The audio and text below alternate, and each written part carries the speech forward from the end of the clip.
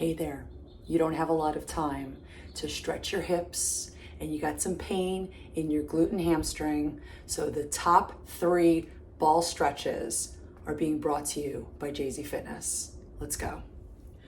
First, I want you to locate your psoas. So if you come up in your hip area, there's this fleshy little area, okay? And for my boys, it's gonna be to the side, but it's this fleshy area. You're gonna put the ball on there. That's called your psoas. It's a hip flexor and it integrates all the way to your lumbar spine. So I know where it is, but you could always put the ball on the hip and then come down. If that's challenging, just put the ball on the ground and then gently lower yourself and you'll feel it as soon as you're there. Now, what I don't want is any sort of spinal extension like what I'm doing right now. So you want to come all the way down, descends toward the ground, and then go side to side.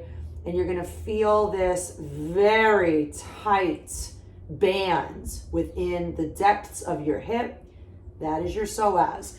You're gonna slowly roll yourself back. So I'm using the leverage of my arms to push until I feel that point of tension. And once you feel a place, you could hold it for 30 seconds. Or if it feels good to move very gently, like micro movements, you could do that for 30 seconds. But either way, maintain a neutral lower back while you come side to side. And then once you're done with 30 seconds to even a minute, you'll switch sides. Next up is gonna be your piriformis. So same ball you're going to take. And by the way, it doesn't have to be a lacrosse ball. It doesn't have to be this particular ball. This is called high bounce pinky. You can use a tennis ball or something that's softer because everybody's gonna have a different pain threshold. So we're not looking for severe pain. We're looking for release, okay? Hopefully you can differentiate between the two. So I'm gonna extend my leg out. You could use this opposite leg as leverage. It's on the left glute here. So I'm going to gently roll up and down until I find that place. And right away, you'll feel a release in your lower back. Now, if you have a pad, I recommend you use a pad. Otherwise, if you could sort of come down here, this to me is not natural, this is, but for some people, this is a lot of work. You could also get, leverage from both arms. So you're gonna come up and down. The goal, again, is to not get all tense in one part of your body to release the other. So find a place that you feel it, and you can roll up and down. I'm using the leverage of my arms, but I'm rolling up and down, drag force into the ball. All my weight is going into that ball. So you can even just hold it in one place. Like this is gnarly right now for me. So I'm gonna hold that for 30 seconds. I'm gonna check in with my upper body by scanning my upper body and breathe into the experience.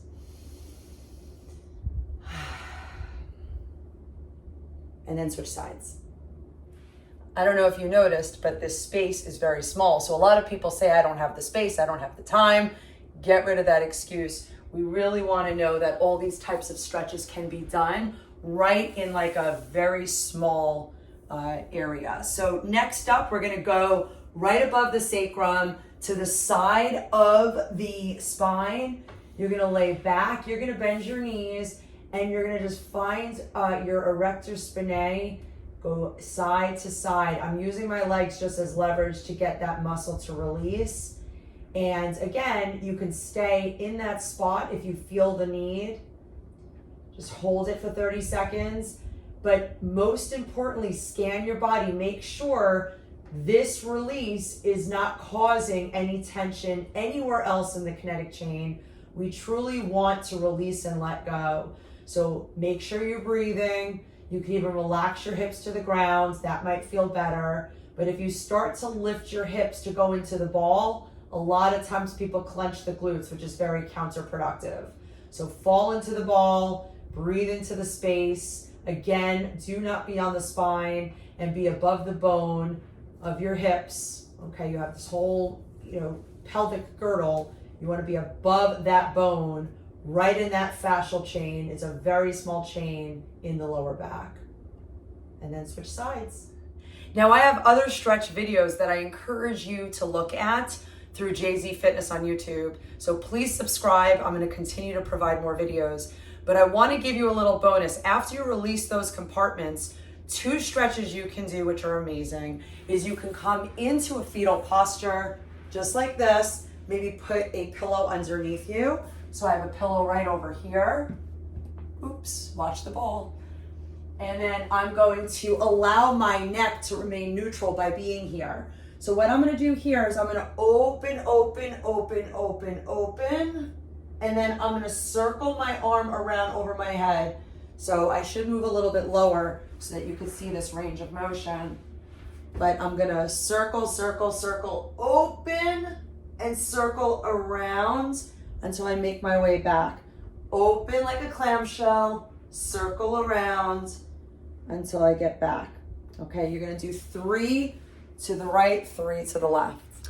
And then last, you can do a Supta baddha konasana, which is the soles of your feet together. Just allow yourself to lay down.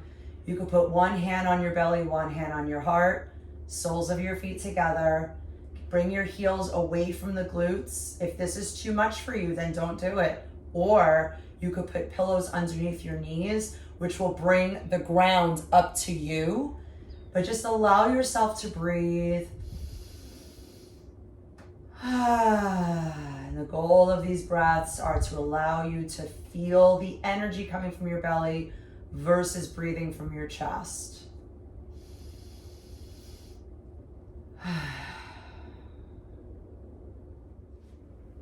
Now, please be reminded, those are only a few of many stretches you can do, but you don't have time to commit to a big stretch program. So this is better than nothing. So make sure you commit to something every single day. Yes, a couple of times a day, because motion is lotion and you got to keep those joints extensible. We don't want our muscles to be beef jerky. And that's essentially what happens as we get older. We want to eat beef jerky. We don't want to be beef jerky, right? So commit to these stretch protocols. Try this out. Let me know what you think, all right?